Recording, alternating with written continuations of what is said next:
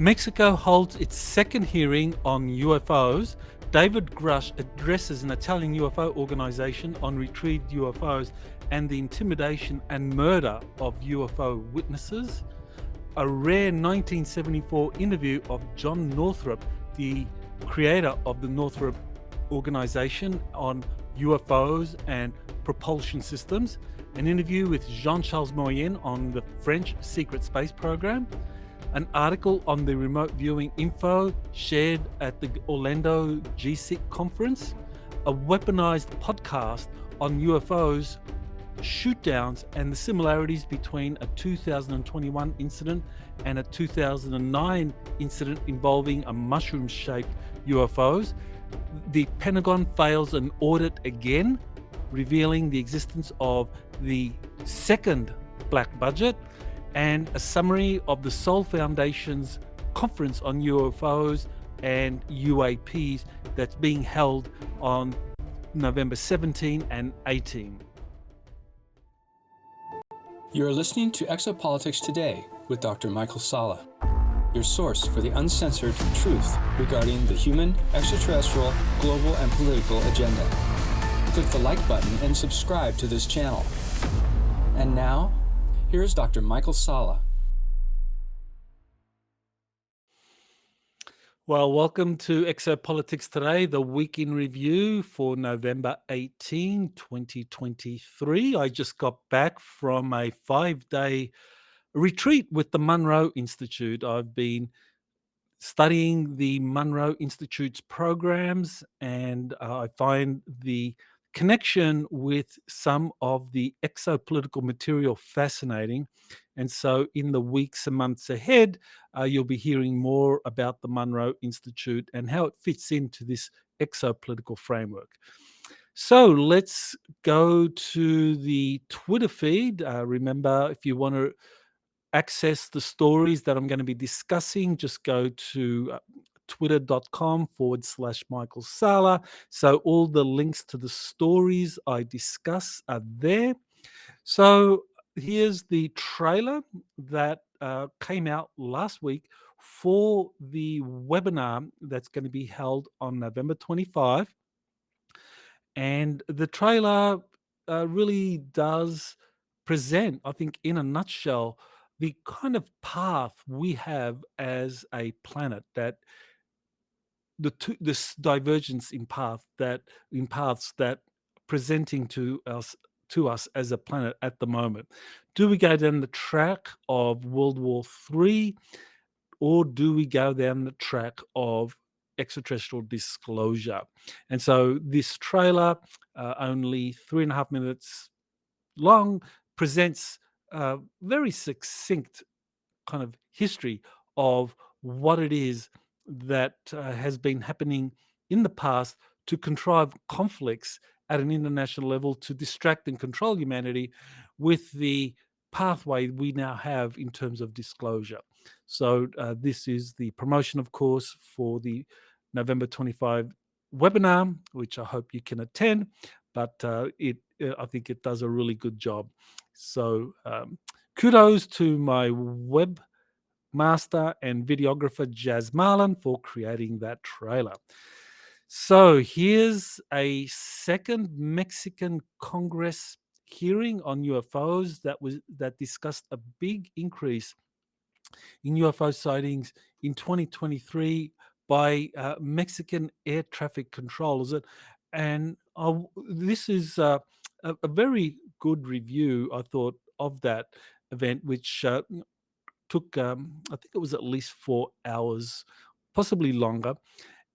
And it discussed how Mexican air traffic controllers are seeing an increase in UFOs, but they're not being recorded. So it does look like there is this kind of attempt to keep the official cover-up going in Mexico. And the three-fingered Peru mummies were also discussed, with more scientists coming forward to discuss that. Now, the point out here is that with the Mexico Congress,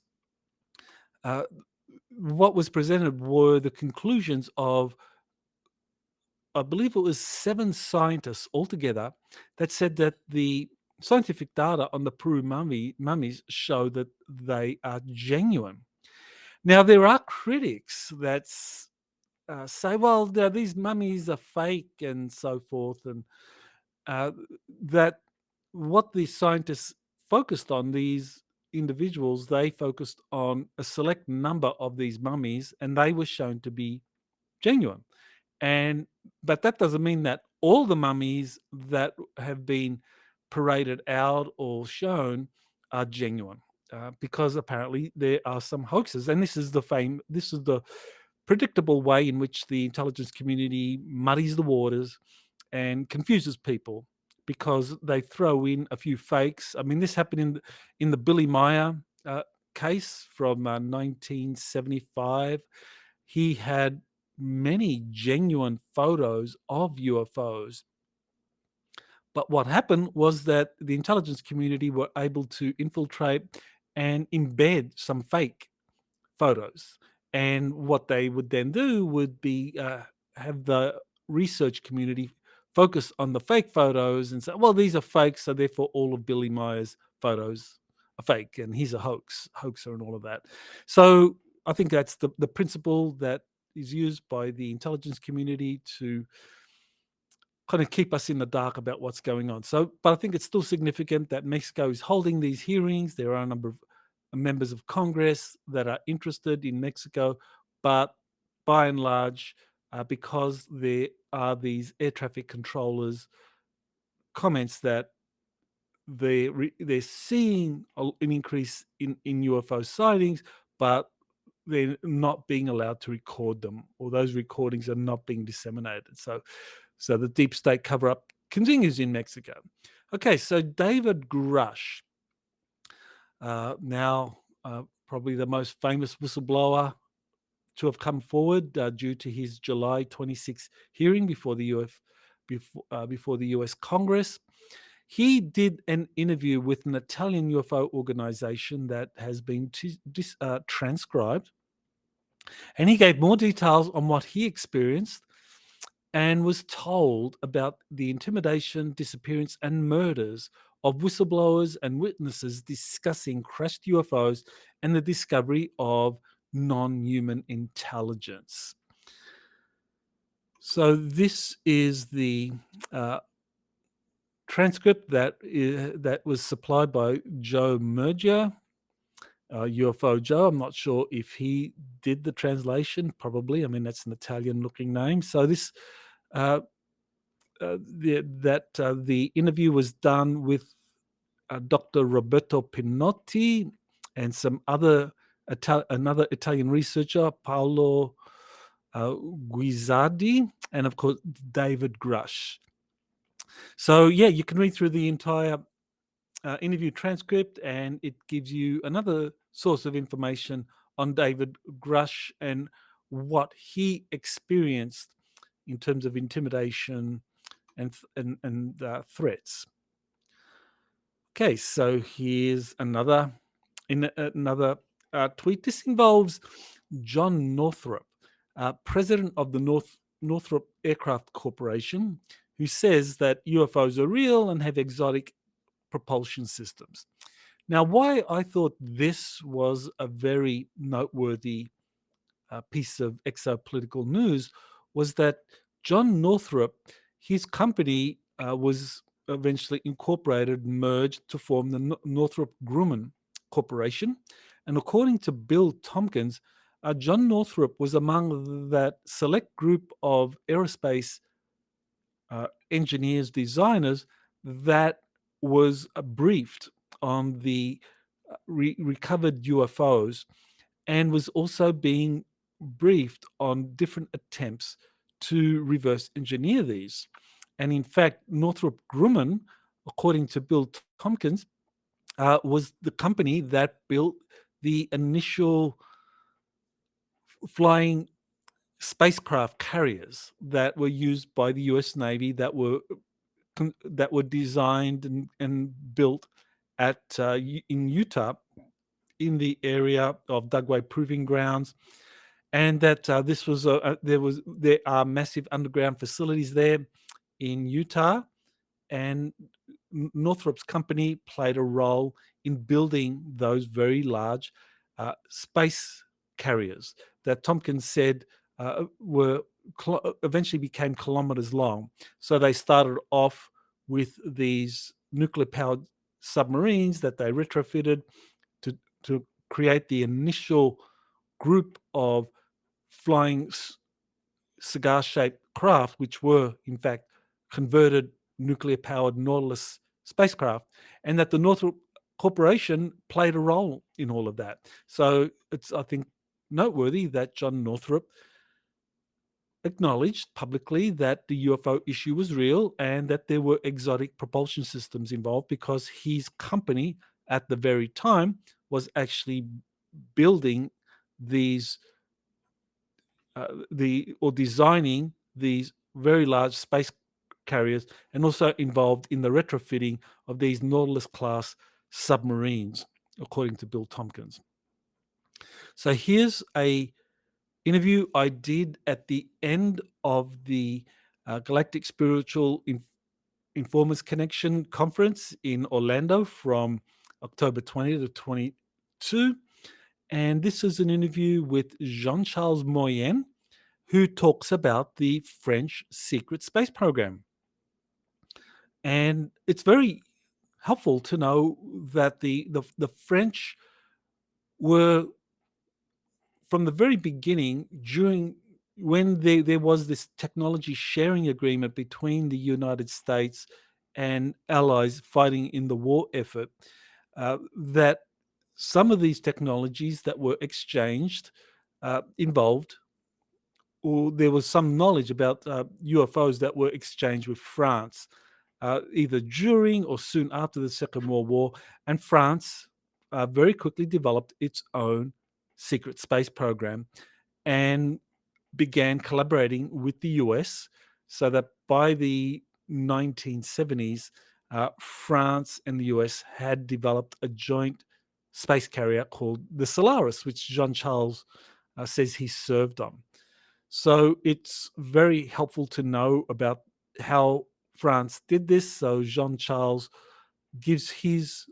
expresses his knowledge of the history of this program, going back to the Second World War, how there were technology exchange agreements. That the point he made that I thought was well worth kind of emphasizing was that France did not get this technology due to its own UFO crash retrieval programs. It was technology that was provided to France from the US as a result of these technology exchange agreements going all the way back to the Second World War.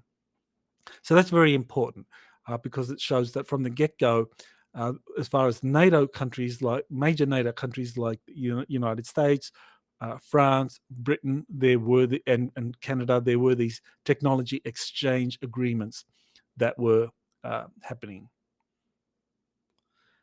Okay, so here's an article that was written up concerning material that was shared at the Orlando Galactic Spiritual Informers Connection Conference, and it discusses remote viewing and whether remote viewing is possible.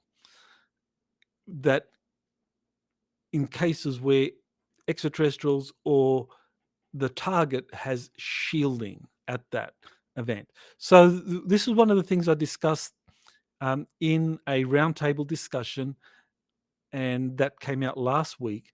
And in this article, it discusses this remote viewing force field and the ins and outs of disclosure. So well worth taking a look at that article. Here's the roundtable discussion that we did on remote viewing with Tony Rodriguez, myself, Helena Danan, and Alex Collier. And I think it's important to understand that remote viewing is a very useful intelligence gathering tool, but it's also something that has limitations, and that's something that needs to be acknowledged. There are those that say that there are no limitations on remote viewing, and so this is the debate, and so this article kind of addresses that.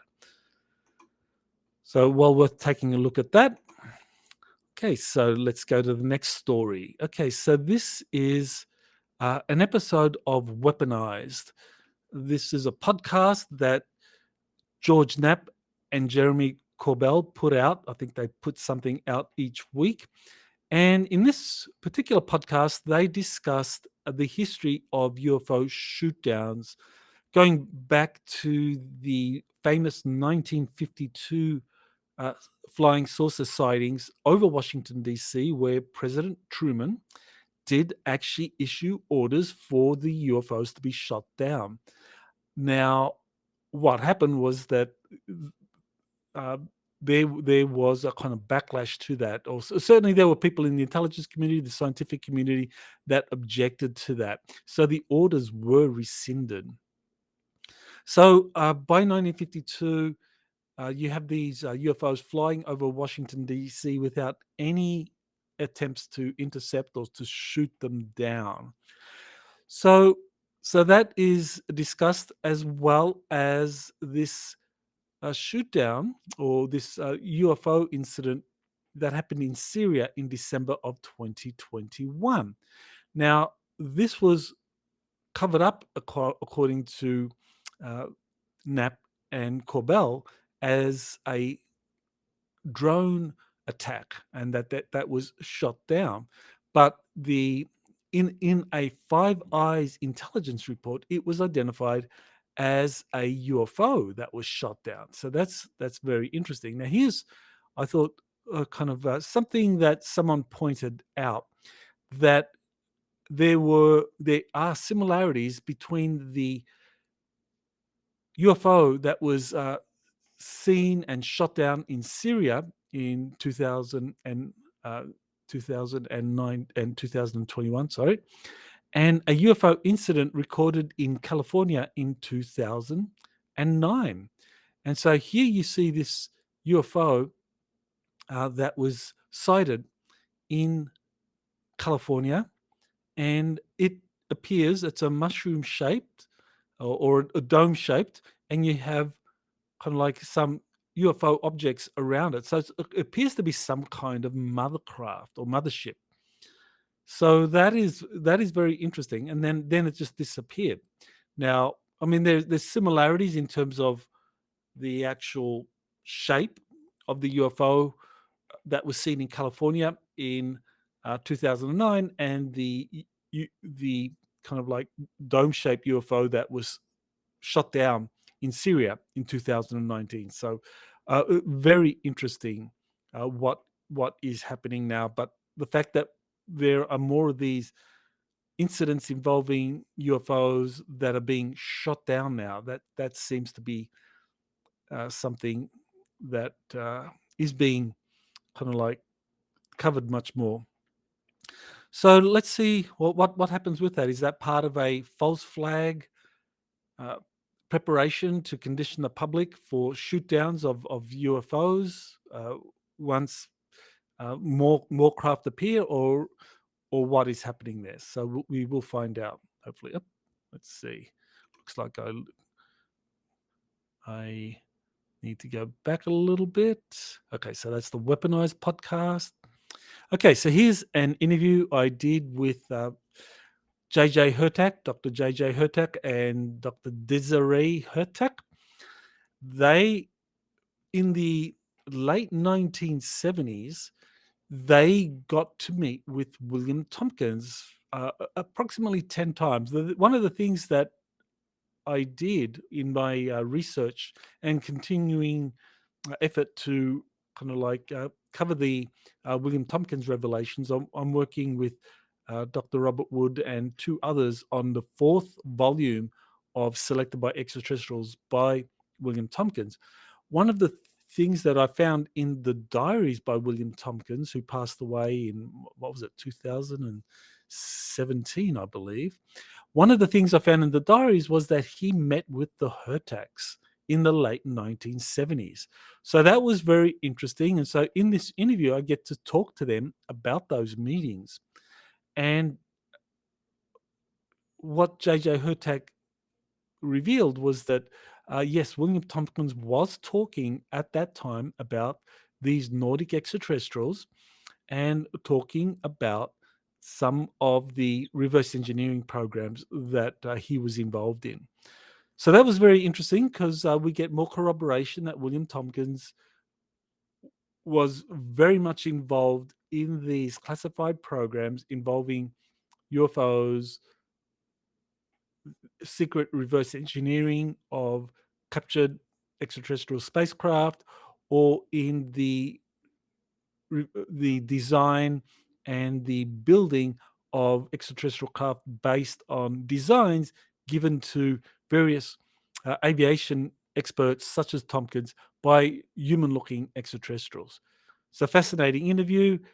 They also answer questions about the return of ancient aliens, and giants, and of course the UFO disclosure that's underway, and the Keys of Enoch. That was the book that J.J. Hurtak wrote in 1973, and why he believes that it describes 64 keys that are essential for the extraterrestrials revealing themselves. And until progress has been made on these 64 keys, humanity as a civilization isn't ready. But we're obviously getting very, very close. Okay, so here's something that is very interesting. That is the replacement for Dr. Sean Kirkpatrick, who is the current head of the All Domain Anomaly Resolution Office, that he is leaving his position at the end of this year, and that they're looking for a replacement. And apparently, one of the candidates is this Colonel Carnell from the US Army. And what is interesting about Carnell, or Colonel Nell, retired, is that he was or is a strong supporter of David Grusch. And David Grusch, uh, as we know, has been kind of leading the charge in terms of whistleblowers coming forward to reveal what they know of these crashed UFO retrieval programs where the craft are being studied and reverse engineered in corporate or classified facilities, and also the recovery of non-human intelligence. So Grusch has been leading the charge on that and has faced retaliation. But one of his supporters is this Colonel Carnell. And so that suggests that, well, if he does become the next director of the AARO office, that he will be someone that will be a strong supporter. And according to Ross Coulthard, who is an Australian journalist, who has been a mainstream journalist, he has been was the host of Australia's edition of 60 Minutes, and he has recently, uh, over the last few years, become a strong proponent of UFO disclosure because he was told and convinced that the UFO phenomenon is real and it does involve extraterrestrial spacecraft. So he was told that Carnell is in the running for this position. So there is pushback, apparently, that there are people in the Department of Defense that are pushing back, and so we'll see what happens. Who is going to be appointed the next director of the AARO office? I imagine in the next week or two we're going to hear what that is going to be. But I anticipate it'll be someone that will have the confidence of the UFO community as someone who is fair-minded and will be genuinely an advocate for disclosure to happen. Because what occurred with Sean Kirkpatrick was that even though he was forthcoming on UFO incidents, saying, okay, that there were up to 800 UFO incidents, and that half of the incidents that were acknowledged to be UFOs were in fact probes or orbs. That was very interesting, given claims that orbs are actually being released by motherships or space arcs, as I've been saying. But uh, Kirkpatrick actually co-wrote a paper with R.V. Loeb, speculating or putting forth the hypothesis that there could be a mothership releasing space probes. So that was very good. He kind of, like, I think, did genuinely want to kind of push the envelope a bit. But when it came to the claims of whistleblowers like David Grusch and others talking about these corporate reverse engineering programs that had recovered UFO debris or artifacts and non-human intelligence, he was a gatekeeper. And I think he probably was someone that was leaned on very heavily to play the gatekeeping role, and he did that, but that resulted in him losing the confidence of the UFO community, that thought that he really needed to work more with whistleblowers like David Grusch and others who apparently want to come forward, because the AARO office is at the moment the only venue for whistleblowers to come forward to reveal what they know, and to do so without being punished, and to do so without being limited by their non-disclosure agreements. So very important to have someone in that position as the AARO director who is going to be supportive of whistleblowers rather than playing the gatekeeper role. So Kirkpatrick did not fulfill that requirement. So hopefully his replacement, and maybe this Colonel Carnell, will do that. So we will see. Okay, so here's something that came out yesterday, and that is that the auditing report of the Pentagon has just come out, and it has found that of the $3.8 trillion in assets that the Pentagon has, roughly half of those are unaccounted for. In other words, what that means is that they cannot trace where those assets are, where the money has gone. And so what that corroborates is that there are, in fact, two black budgets that exist that are funneled through the Pentagon. Now, and this is why the Pentagon has these uh, auditing, spectacular auditing failures. Now, one of these black budgets is a lawful black budget. In other words, the US Congress passed legislation in 1949 mandating the CIA to be able to appropriate, or to use funds and funnel it through congressional appropriations into whatever program it wants, without any regard to law. In other words, the CIA has the legal authority from the US Congress to be able to channel money from different government agencies, whether it's Veterans Affairs, whether it's Housing and Urban Development, whether it's the Department of the Interior, Department of Forestry Services, Veterans Affairs, and so forth, that they can channel funds or appropriate funds without regard to law. And then that can be passed through Congress, and that can be passed through the Pentagon, and it will fund the black budget that goes to the intelligence community. So every year, the intelligence community has approximately $60 billion in funding directed to it. So that includes the CIA, the NSA, the National Reconnaissance Office, the intelligence, the National Reconnaissance Office, and so there's approximately up to 20 intelligence groups that make up the intelligence community. And so this $60 billion in funding that is generated, or that the CIA kind of like pushes through Congress or pushes through the Pentagon, that's what is known to exist. But there is also an unofficial black budget, which is much larger, and that the CIA is also involved in doing that. And this is the MO of these highly classified programs dealing with extraterrestrials and UFOs, is that there is always a cover program above that.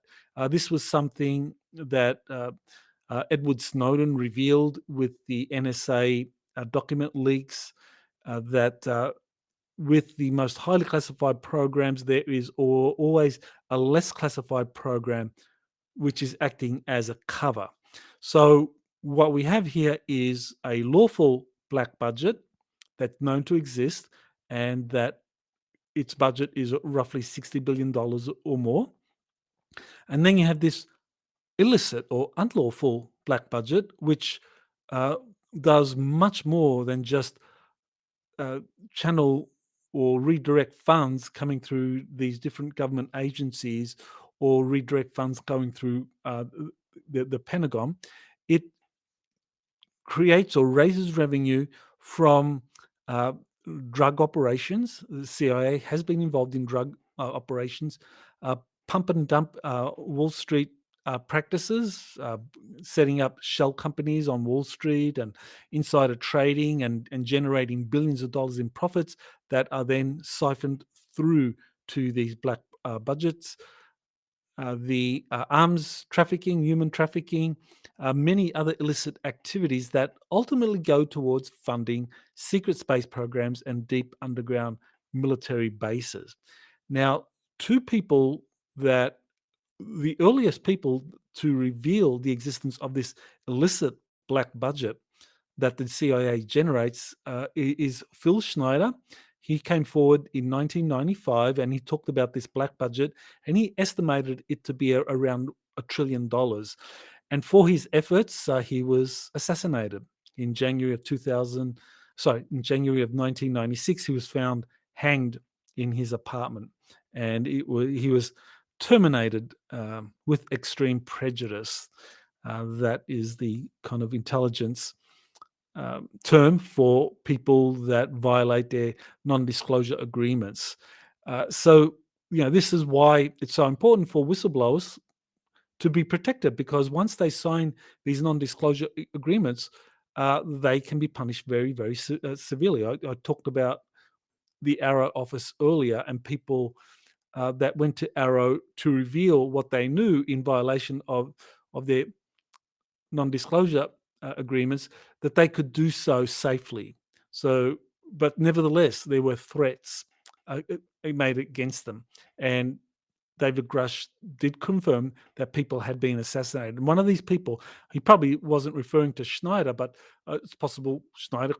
But we do know that Schneider was murdered because he violated his non-disclosure agreements concerning what he knew, and he knew that roughly $1 trillion or more every year was being channeled into these deep underground military bases. He was involved in the construction of these and talked about how these bases hosted different extraterrestrials that were working with the U.S. military. And in particular, he talked about this very large base being built in Dulce, New Mexico, and that it was going to become the center for the New World Order. That a United Nations was going to be constructed there, or offices that would be used for the United Nations were being constructed there, that would be used by these grey extraterrestrials. And the other witness that has talked about this illicit black budget is Catherine Austin Fitz, who was an assistant secretary for the Housing and Urban Development, and she also came up with an estimate of the illicit black budget that was again over $1 trillion a year, and that was in the late 1990s. And in the late 1990s, the Pentagon's budget was roughly $400 billion. Now it's double that, but it gives you an idea of just how big this black budget funding secret space programs and deep underground bases, how massive that budget is. That back in the late 1990s, it was at least double the Pentagon budget. So now, is it still double, or at least equivalent? Whatever the case, I mean, now the Pentagon budget is over $800 billion a year. All right, so here is a summary of a conference that is being held in California at as I speak. It was set up by the Soul Foundation. Well, the Soul Foundation is a sponsor, and I believe it's being held at the Stanford Research or at Stanford University.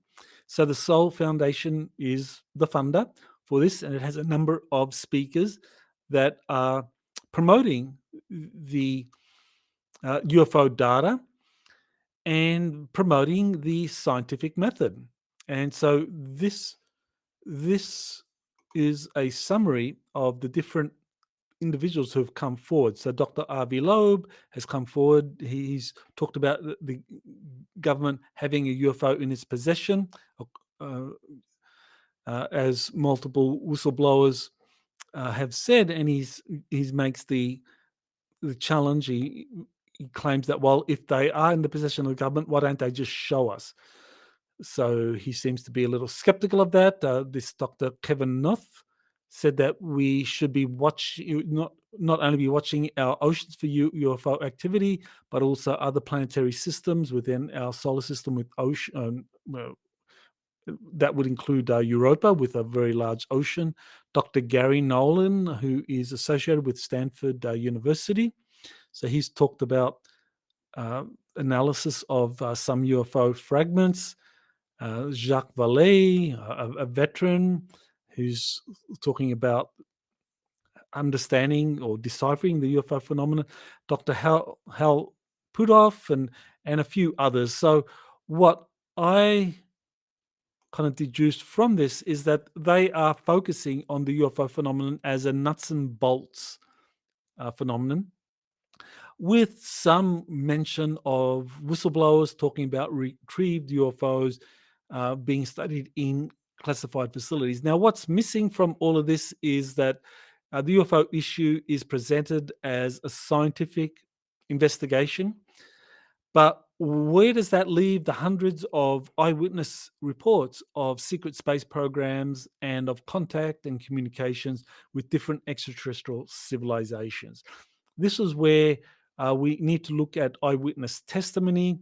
And this is what's getting very little attention uh, by those, say, associated with the Soul Foundation and a lot of the kind of mainstream narratives that have emerged because of the creation of the AARO office, and that there's very little discussion of the secret space programs. At most, what you get is uh, the hearings that were held in Congress, where whistleblowers like Grusch are coming forward saying that yes, craft have been retrieved and they're being studied in uh, various facilities, but you don't get to hear about the reports that these craft have been successfully reverse engineered. All we hear about are these whistleblower reports that the craft have not been reverse engineered. So this is where the limited hangout comes in. So it's much more than just these craft, these UFOs that are piloted by extraterrestrials, that have crashed and been retrieved and are being studied in corporate and military facilities. That it goes beyond just the study and retrieval of these craft. It goes into the successful reverse engineering of these.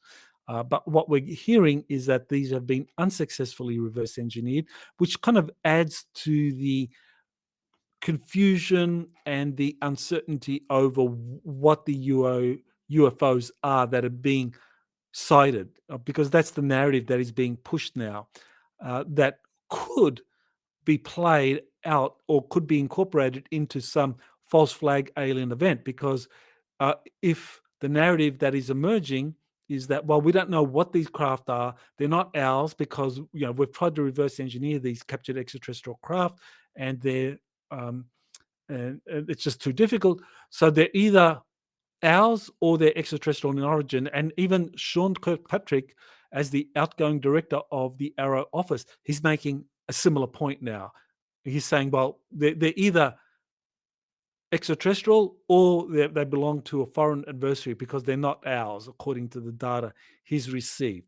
So I think that's setting up a some kind of false flag event or some kind of deceptive narrative, because we do know from hundreds of whistleblowers and witnesses and contactees, experiences, that there have been reverse engineered spacecraft that are being used in these secret space programs. And uh, I just recently put out the second volume of the reports or the mission statements by JP, who's currently active in the US Army, how he has been involved in this secret space program. And he has photos of the craft that he's been taken on.